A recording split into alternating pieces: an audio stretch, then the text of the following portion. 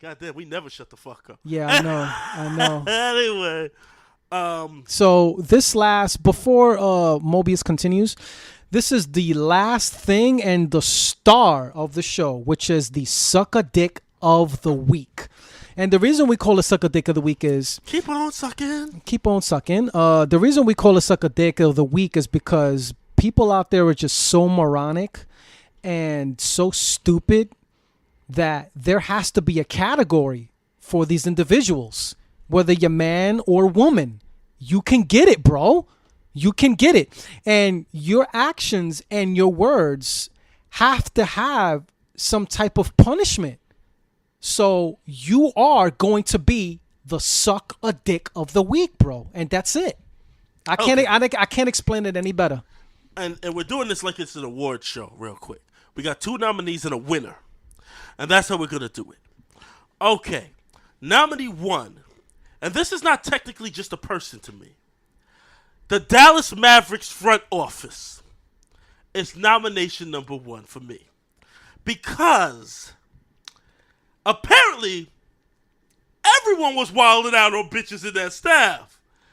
Me Too like a motherfucker should have been up there, some shit. The Me Too movement. Yeah, the Me Too movement. I talked some shit earlier about some of the Me Too stuff, but this one was highly... Yeah, man, there's motherfuckers in there, boy. You hear some of this shit. This is a legitimate case for the Me Too. Yeah. Turdima, I can't fucking announce his name. I'll just call him Turdima because his name sounds like shit, like a turd. Yeah, fuck this guy. Ussery, which is so fucked up. It sounds like some made up Greek shit to me. He's a brother too. I don't know what the fuck is there. Turdima Ussery or some bullshit. Apparently, he was fucking making passes, touching bitches who worked for him. He was fucking. He told one girl, "What are you doing this weekend?" When she was having dinner with him as a part of the staff, and he was like, "I know what you do this week. You're gonna be with me having a gang bang." Apparently, he said that, and he was just fucking. That's a quote. He's a scumbag. This guy, right? Scumbag. Apparently because listen. I believe in due process, and I take it case by case. Not everybody who's accused of sexual harassment did it, but there's a lot of people coming out here. This is a very thorough investigation. There's a lot of people. This dude also left 3 years ago, went to work for Under Armour, and left in like 2 months.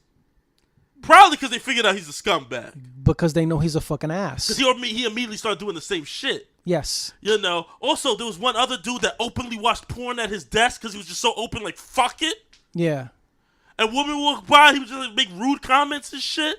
There was a fucking another dude named Earl Sneed or some shit. I'm telling you, this name sound like cartoon characters. Earl, wasn't there a Sam Sneed in the Kung Fu movies? Did he teach Jackie Chan or some shit? I don't know. But anyway, Earl Sneed, he a black guy, so I'm not being racist against Asians. Earl Sneed, apparently he was beating women and shit.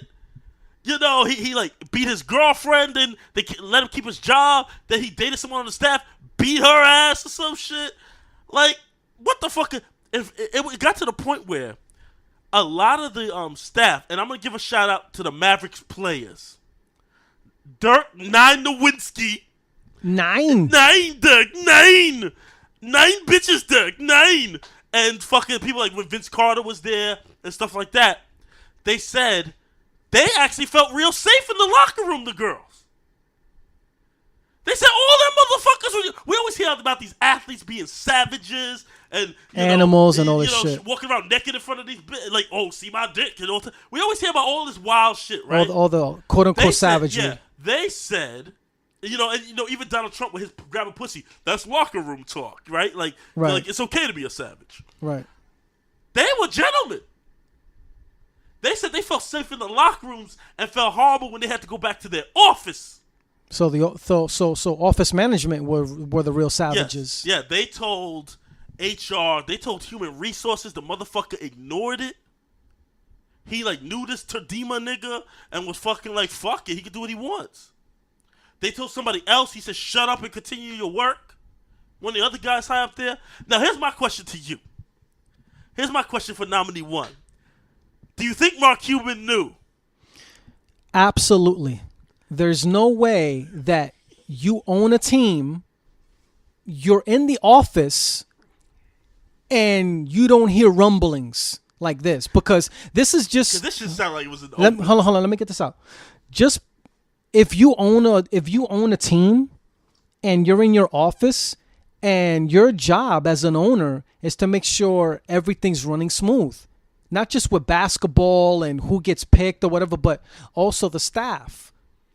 And if you don't know that this was going on, then you're either the most naivest owner in the world, or you just didn't give a fuck. And I'm gonna go for the latter. I really think he knew about it and just didn't care. I think he played mafia wife here. You know your husband's in the mafia, bitch. I had no idea he was cutting off heads. You knew, but I had no idea he was sleeping with all these women, and he just hung with Joey Tightrope every day and fucking Louis Ice Pick. Johnny I No-Nos. thought they were fun names. Johnny No-Nos. You know what I'm saying? Billy Johnny Two Tops. No-Nos. You know what I'm saying? You know, 5 Gun Henry or some bullshit. And I had no idea. What it is never rattle your friends. That's what it is. And they were friends of his. Mark Cuban likes to surround himself with people he knows, people who are successful. This guy Tadima was a very successful guy, was a lawyer, went to like Harvard Business School. He did all this shit. He was a at one point they said he could replace David Stern as commissioner. And that's high. That's real. That's how you could get without being an owner. So this guy. I think Mark Cuban knew. I think he knew a lot of it. I think he heard stuff, but out of sight, out of mind. I think he probably went to the office less when this shit was going on, and he probably told them, when I'm around, cut that shit out, because he needs deniability if everything come out. But these are his friends. Yeah. And it's hard to turn in your friends. Yeah, so I agree. Honestly, you said it the best. It was a mafia mentality in there. I'm going to turn the cheek, and I didn't see or hear anything. People leave that shit out when they talk about these scandals all the time. They always leave out that, hey, some of these guys know these dudes. And listen, most of us have known scumbags in our lives where we don't agree with them, and we'll be like, well, I'm going to mind my own fucking business, even though you know your friend might be a scumbag or something, or somebody you loosely know, you hear that guy's a scumbag. It's not like you're screaming it in the streets. Mm-hmm. You know what I'm saying? A lot of people know a lot of people that do a lot of bullshit. And there's another factor that we have to discuss, and that is money. Money. All of this, when they were trying to avoid this hitting the fan because it costs money. People may not go to the games. You may start losing revenue. These are things lawsuits that you... Too. And lawsuits. So all in conclusion... It's all about money. They wanted to keep it in the wraps as long as they could because they didn't want to lose money. And with these organizations, these basketball and football, baseball, the point is to get asses in seats and keep people entertained. And anything that gets in the way of that, it's a huge problem. And I think Mark Cuban thought it was over. Yeah. Because Tadima had left like 3 years ago. But you got this Me Too shit now. Mm-hmm. So now women feel empowered, as they should, to step forward. Absolutely. When something like this goes on. And so a lot of darkness that happened in the past in some of these people's lives is coming to the light now. So Mark Cuban might have been shaking in his boots all this fucking time. Because it was only a matter of time. Yeah, and Sports Illustrated did the story.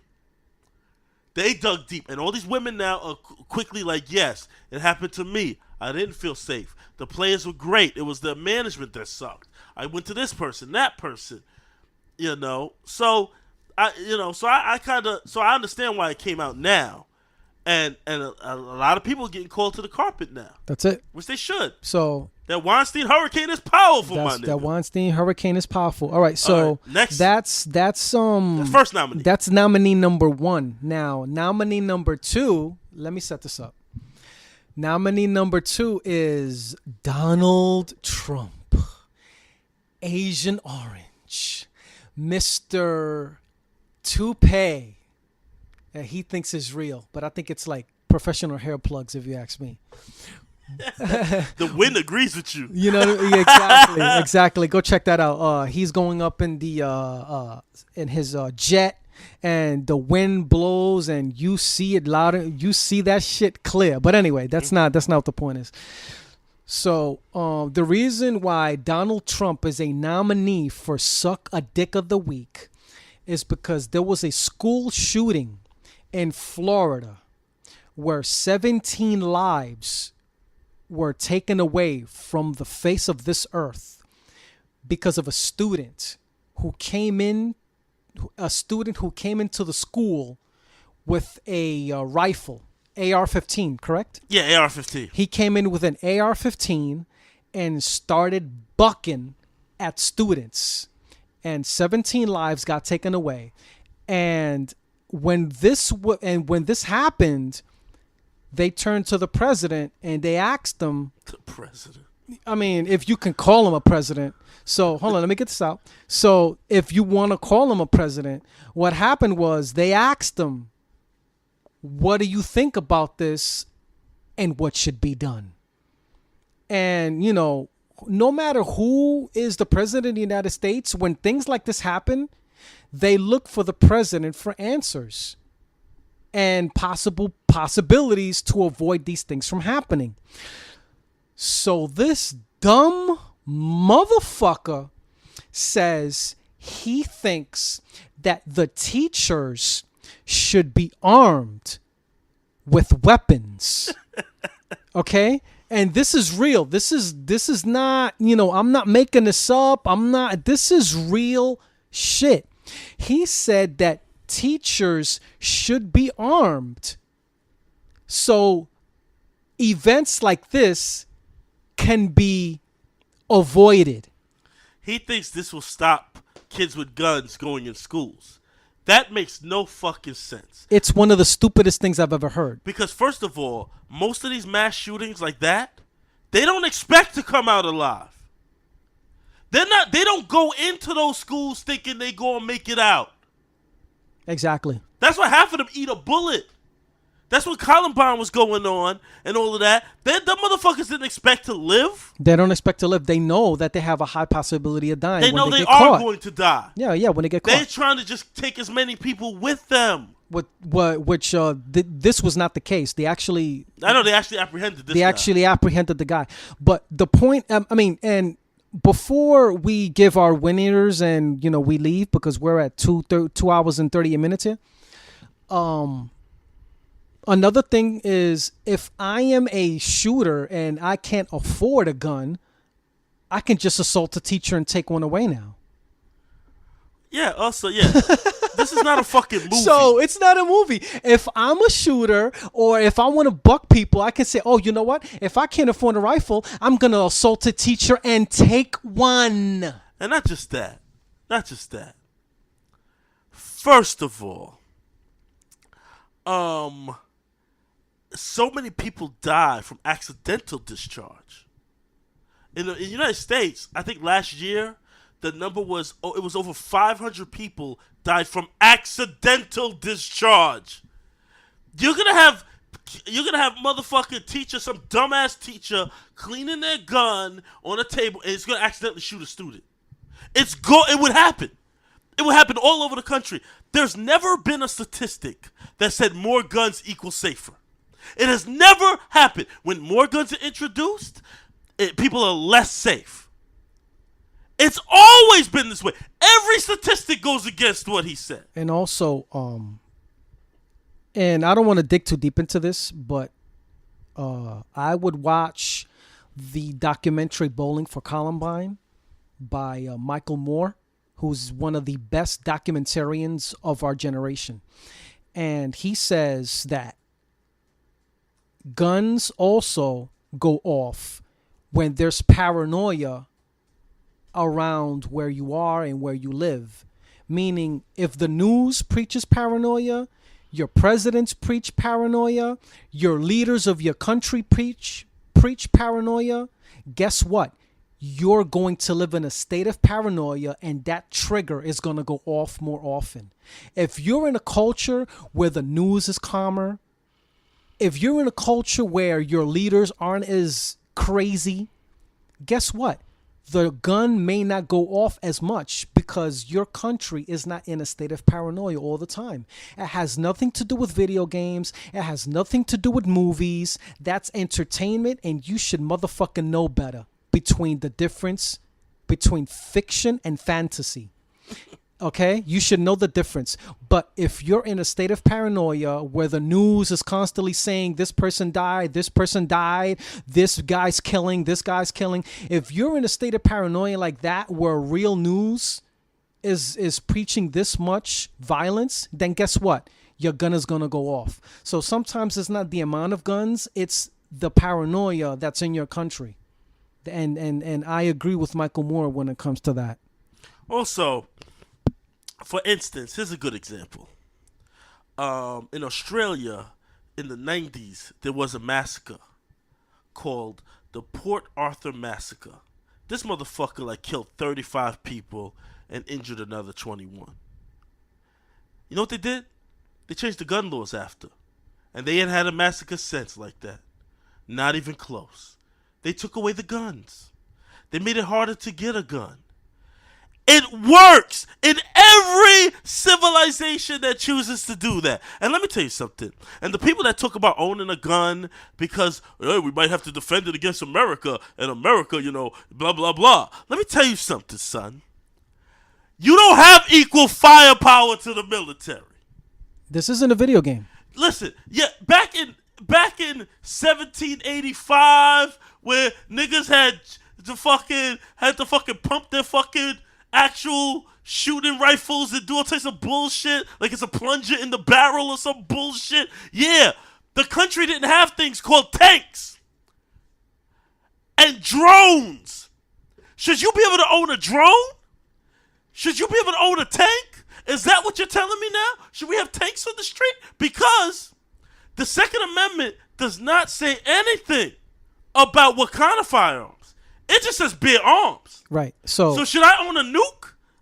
Should I have a nuke now? In conclusion, what Mobius is trying to say is regular citizens should not have semi-automatic weapons in their possession. I think they should outlaw guns altogether. They should. Except they should pass a few out if you want to happen to go to a shooting range and have fun, but you got to return them. Exactly. So, before we give our winner of the Sucker Dick of the Week is, our Sucker Dick of the Week here, I just want to make one more point. Canada also has a lot of guns. Canada is a heavy gun country, but you don't hear these massive shootings and these things. You don't hear that because their culture is different. Their news culture is different. Their leadership is different. The way they treat one another is just different out there. And you don't have that insanity out there because it's also harder to get guns. It's still harder. They still put you through more. But a lot of people in Canada have guns. Mostly hunters, though. Yeah. 'Cause a lot of them are hunters and stuff like that. And yeah, hunters hunt. That's what they do. But they don't have as many. They don't use as many street weapons. They don't have as many street weapons. But they are out there. Let's not deny that. No, they're out there. But but if you don't promote it, if you can't walk in a Walmart and buy one, there's still going to be less street shit.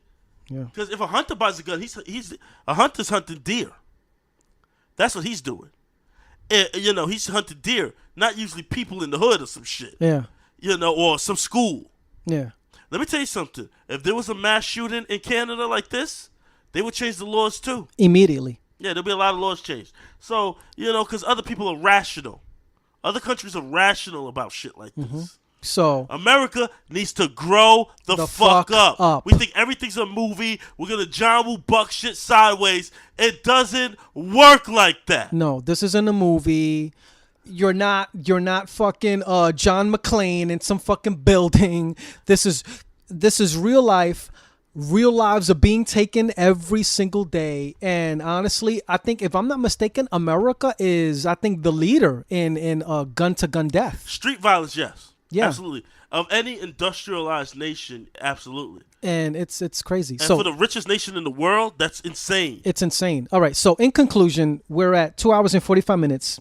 And I'm sure you've paused this a few times because you got to go. You have to go to work and you have Take to a do shit. this and take a shit. shit and whatever. So I'm sure you paused this enough. But hopefully we gave you some good entertainment and we let you into our world. So, Mo, who is our sucker dick of the week? It's our president, Donald Trump. He wins. Hands fucking down. Hands down. Hands down, he wins. Yes, harassment is wrong, but this motherfucker's trying to get students killed. This motherfucker's trying to cause more death. And that's hard for me to swallow. And I have a feeling. Let me just look into the Mobius crystal ball for a second. I have a feeling he will be sucker dick of the week again. Many, many times before he eventually gets impeached somehow or goes to jail. Yes, that is Mobius. And that is from the stars. So he's gonna be suck a dick quite a bit here in our show. So that is the conclusion of our first episode. Like I said, we don't do time constraints. We don't. Oh, it has to be an hour. It has to be an hour and a half. When we fucking finish, we fucking finish. We don't give a fuck. It could have been a fucking 4-hour show. Hey man, a lot of shit happened this week. What the fuck you want? A lot of shit was happening. You know what I mean? recently. It could be a 4-hour show. We don't give a fuck. But in conclusion, that's our show. We'll be back next week. Same time, same channel, live, broadcasting from Live somewhere. And free Philly Nikes. Free Philly Nikes. He must be freed. Free Philly Nikes. Signing off. Signing off. The Mobius. And I'm Shadow. And that's it. All right.